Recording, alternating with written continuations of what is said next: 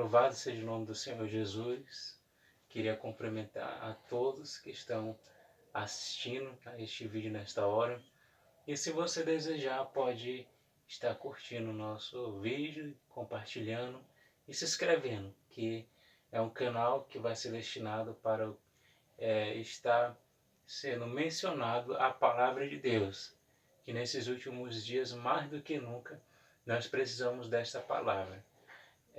Então, eu gostaria de, sem mais delongas, ler um texto bíblico que tem me chamado bastante atenção e está no Evangelho de João, no capítulo de número 2, os 3 últimos versos. Evangelho de João, no capítulo de número 2, verso 23, 24 e 25. Na minha tradução, pode ser um pouquinho diferente da que você possui aí em mãos, diz da seguinte maneira: Quando Jesus estava em Jerusalém, durante a festa da Páscoa, muitos creram nele, porque viram os milagres que ele fazia.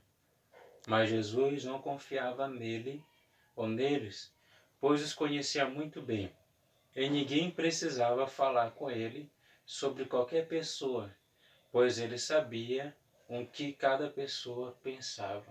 Glórias a Deus. Então estamos aqui em um evangelho tanto que peculiar, porque o evangelho de João se diferencia dos anteriores, a saber, Mateus, Marcos e Lucas, que são conhecidos como evangelhos semelhantes, ou evangelhos sinóticos. Ele possui alguns milagres de Jesus, algumas parábolas, algumas palavras, as quais os outros evangelhos não possuem.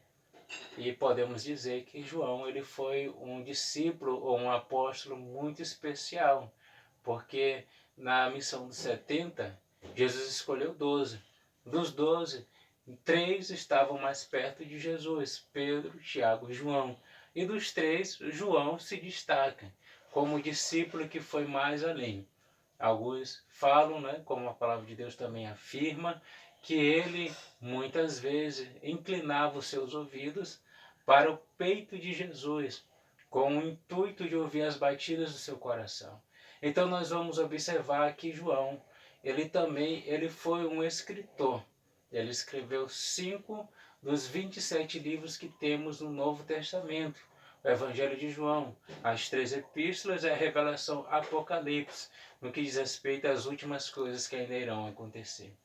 E aqui no capítulo 2, o escritor que foi inspirado por Deus, porque tem 40 escritores, mas tem um só que inspirou a todos. A Bíblia tem 40 homens divinamente inspirados, mas eles apenas escreveram aquilo que Jesus lhe proporcionava ou lhes permitia que eles escrevessem.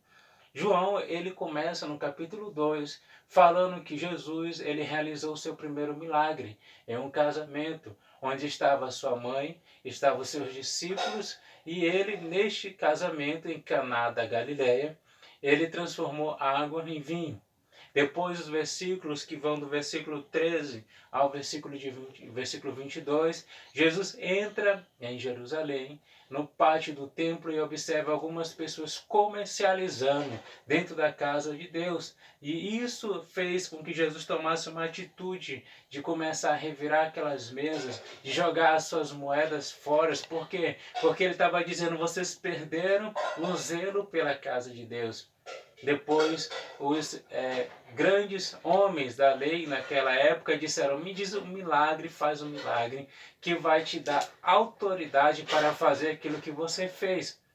Então Jesus ele falou uma profecia àqueles homens e disse: esse templo vai ser derrubado e vai ser reconstruído em 3 dias.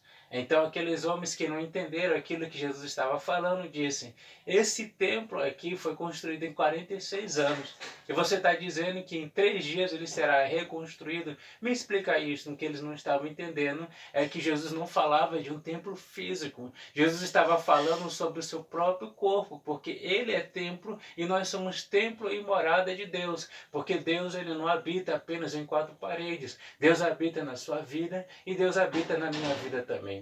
Então Jesus estava dizendo àqueles homens de forma indireta: eu vou morrer, mas eu vou ressuscitar ao 3º dia. Mas vamos ver algo que me chamou bastante atenção ao ler este texto, que estava no versículo 23. Quando Jesus estava em Jerusalém, durante a festa da Páscoa, muitos creram nele.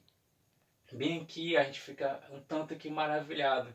Se a gente não lê o versículo, as palavras que precedem essa afirmação, porque viram os milagres que ele fazia. Então as pessoas criam nele não porque ele era Deus, ou porque Deus queria lhes dar a salvação. As pessoas criam nele porque sabiam que Jesus fazia algo onde Jesus estava. O cego abria os olhos. Onde Jesus estava, o paralítico levantava da cadeira de roda.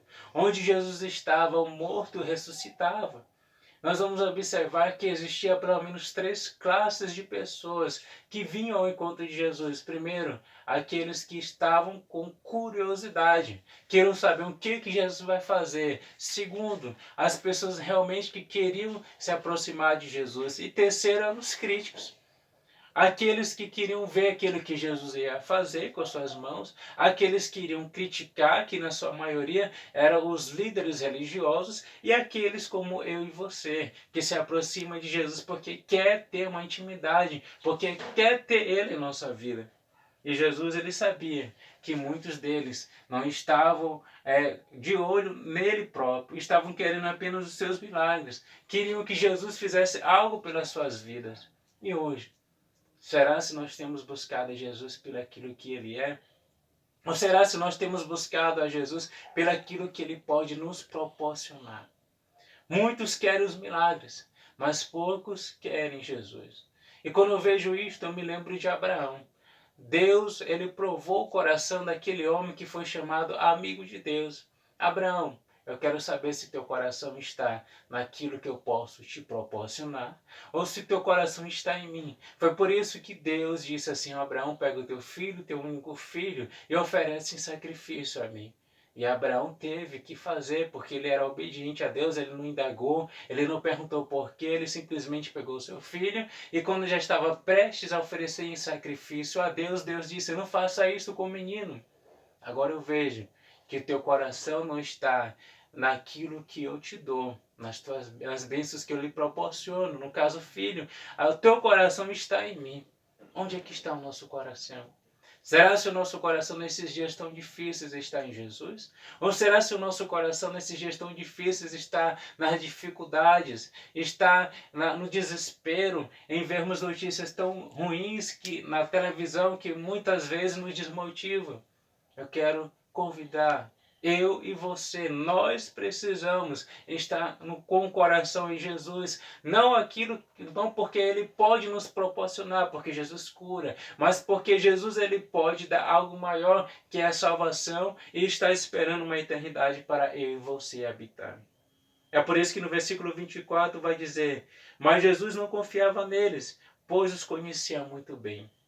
Jesus conhece o coração do homem. Eu quero ilustrar falando a respeito de dois personagens bíblicos, Zaqueu e Pedro. Zaqueu, ele esteve com Jesus e disse: se algum dia eu defraudei alguém, eu quero restituir até 4 vezes mais. Jesus, que conhece o coração do homem, disse: Zaqueu, você sim se arrependeu.